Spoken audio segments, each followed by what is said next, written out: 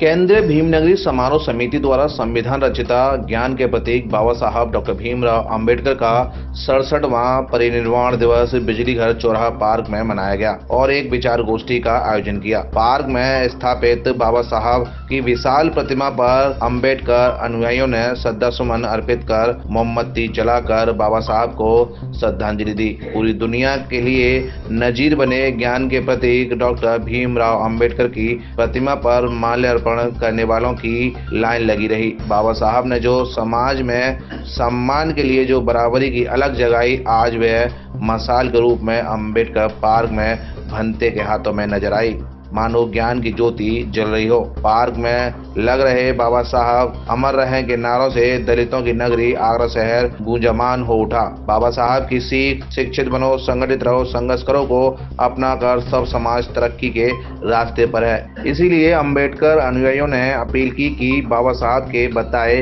रास्ते पर चलो और शिक्षा को आत्मसात किए बिना विकास संभव नहीं है।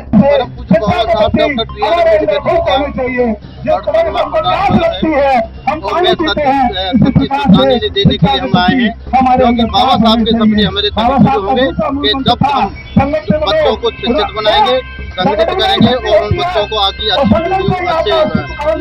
साहित्य ले जाएंगे। ये बाबा साहब की अच्छी श्रद्धांजलि क्या है कि आगे का कारनामा।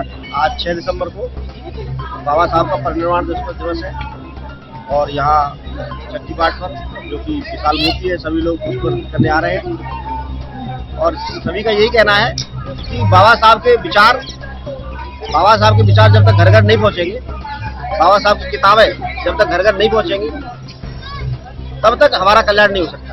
केवल पुष्प चढ़ाने से, जयंती मनाने से या दूसरे कार्यक्रम करने से कुछ काम नहीं होगा। बाबा साहब हमारे अंदर आने चाहिए, हमारे घर में आने चाहिए, हमारे व्यवहार में आना चाहिए, तभी हमारा विकास हो सकता है और तभी सच्ची श्रद्धांजलि हो सकती है। इसी सिलसिले में आज हम यहाँ कुछ किताबें लेके आए थे। यहाँ पर जो बच्चे हमें मिले उन लोगों को आज हमने बाबा साहब की जीवन संघर्ष की किताबें वितरित की थी। केंद्रीय भीमनगरी समिति से सचिव मैं केवल इतना कहना चाहता हूँ कि आज का दिन बहुत ही महत्वपूर्ण है। उस महान शख्सियत को नमन करते हुए, श्रद्धांजलि अर्पित करते हुए केवल मैं ये कहना चाहता हूँ कि हम सच्चे अम्बेडकर अनुयायी जब साबित होंगे जब हम बाबा साहब की विचारधारा को लेकर आगे बढ़ेंगे। और देखिए, सभी लोग आते हैं, वादे करते हैं, जो कि राजनीति, समाज नीति और धर्म नीति में अंतर है।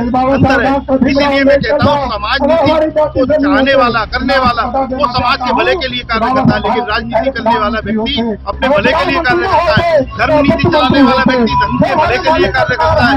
और धर्म और समाज एक साथ जिस दिन जुड़ जाएंगे तो डॉक्टर अम्बेडकर जी की विचारधारा को आगे बढ़ाने के लिए हमें बहुत ज्यादा मेहनत मशक्कत नहीं करनी पड़ेगी। मैं चाहता हूँ देखिए, 3 पत्र बाबा साहब के दिए और सभी विदित है, सभी जानते हैं, तीनों में हमारे समाज ने कार्य किया। लेकिन उन्होंने कहा कि संगठित रहो, संगठित रहो, संघर्ष करो और शिक्षित बनो। शिक्षित हुए हमारे लोग, संगठित भी हुए, संघर्ष भी किया और संघर्ष कर रहे हैं। लेकिन बड़े दुख के साथ कहना पड़ता है कि संघर्ष केवल वो अपने स्वार्थ के लिए कर रहे हैं। तमाम संगठन बना के एक दूसरे के टांग खींचने के लिए संघर्ष कर रहे हैं। उन लोगों से मेरी गुजारिश है, मेरी विनती है कि वो समाज के भले के लिए अपने आप को समर्पित करें और समाज के भले के लिए कार्य करें। बाबा साहब डॉक्टर भीमराव अम्बेडकर साहब के नजीर सफेद ज्ञानचंद रत्न परिनिर्वाण दिवस है। आज ही के दिन, आज से 66 वर्ष पूर्व बाबा साहब हमें छोड़ के चले गए।